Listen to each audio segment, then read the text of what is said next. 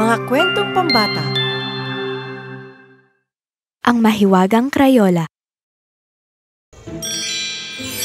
Hindi ko ito kinokontrol. Siyempre, hindi mo ito kinokontrol. Sila ang nagkokontrol sa'yo. Anong nangyayari? Sa kanila, sa akin.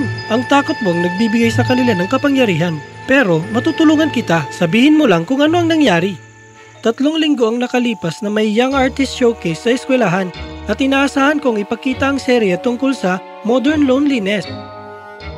Travis, ang mga ito ay nakakagambala. Ang sining ay dapat nagbibigay inspirasyon, nagpapalakas. Pero gusto kong ipakita ang nararamdaman ng mga tao. Ang fine art ay mas kaunti tungkol sa personal na pagbabahayag at higit pa tungkol sa teknikal na kasanayan. Ganito ang nangyayari kapag sobra tayong naghihikayat, pagmalikhain ng walang pundasyon. Para may nangangailangan ng tulong. Ibinaba ng headmistress ang aking sining. Sabi niya hindi ito angkop para sa isang setting ng paaralan. Sinubukan nilang kontrolin ang iyong sining, tulad ng sinusubukan nilang kontrolin ka. Travis, huwag kang makinig.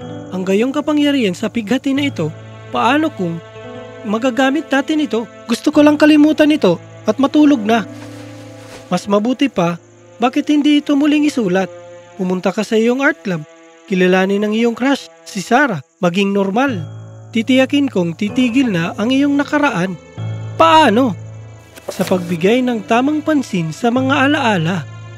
Travis, ang sakit ay hindi dapat gawing armas. Ang ilang alaala ay parang basang pintura. Kahit gaano ka pa kaingat, nag-iiwan ito ng mga mansya sa lahat ng kanyang mahawakan. Nangyayari pa rin. Gusto mong pag-usapan ito?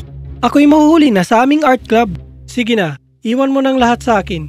Sa huli, sino pa bang makakaintindi ng sakit mo kundi ang perpektong ikaw?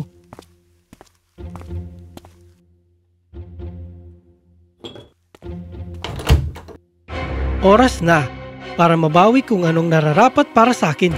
Ang Crayola, naiwan ko. Sa kanya. Naiwan mo sa kanya. Uy, Sarah, ako'y... may tutulong ba ako? Nakakatawa, inimbitahan mo ako, di ba? Ang buong bagay kay Brandon? Hindi pa kita nakakausap dati. At wala akong kilala na Brandon. Ang galing mo, ha? Patawad! Mali ako! Talagang mali ako! Anong nangyayari? Wala! Ayos lang tayo, di ba? At palagi.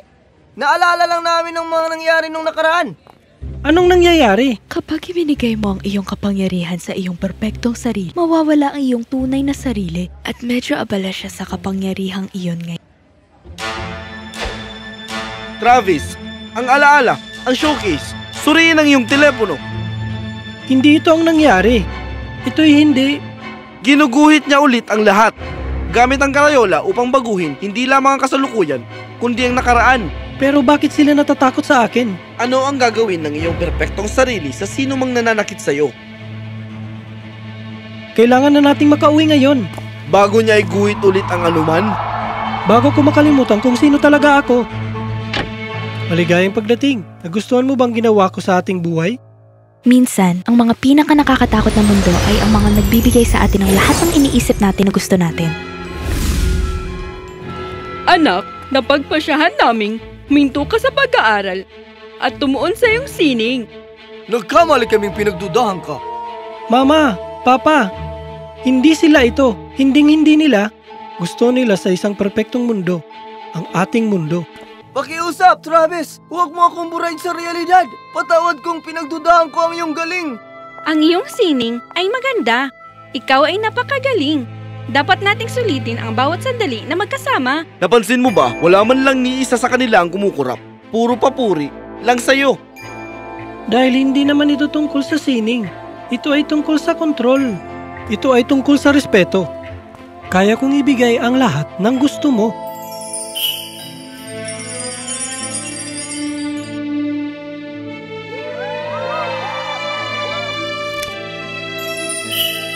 Anong ginawa mo sa kanila? Pinagbuti ko sila, kinokontrol. Perpekto. Ginawa mo silang mga bilanggo. Kung ano, kasana. Ako ang iyong perpektong sarili. Hindi. Ikaw ang aking kinatatakutan, ang insecurity ko. Kailangan kong kontrolin ang lahat dahil natatakot akong maging totoo. Kaya kong mahalin ka nila. Ngunit hindi sila magiging sila. Hindi ako magiging ako. At hindi yon pag-ibig. Ang sining ay hindi tungkol sa kontrol. Ito ay tungkol sa buhay. Ibinigay mo sa akin ang lahat ng gusto mo. Hindi ko hayaang masira ang perpekto. Ang perpekto ay hindi totoo at mas maganda ang totoo.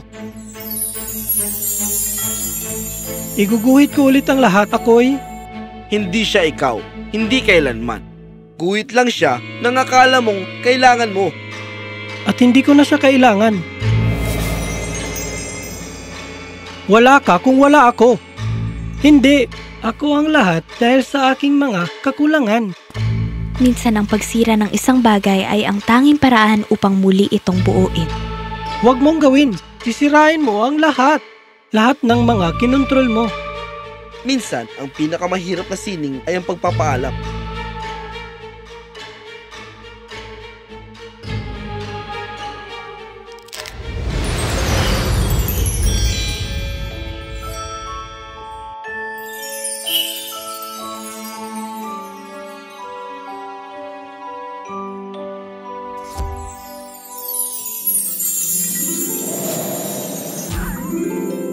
Palagi silang bahagi mo, Travis. Ang totoong ikaw. Jax, wag kang umalis. Hindi ako aalis. Ako'y nasa loob lang. Kung saan ako palagi. Ang tunay na mahika hindi kailanman nasa Crayola, Travis. Ito ay nasa labas. Travis, pwede ba tayong mag-usap? Pasok! Anak, napag-isipan namin ang tungkol sa iyong sining.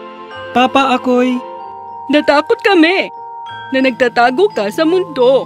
Pero siguro ay sinusubukan mong ipakita sa amin ang tungkol dito. Ikaw? Naintindihan mo na? Hindi palagi, anak. Pero gusto naming subukan. Ganyan ang ginagawa ng pamilya. Ang sumubok. Ang programang sining sa paaralan, muli nilang binubuksan ang pagsusumiti para sa palabas. Sa tingin ko, handa na akong ipakita sa kanilang bagay na totoo.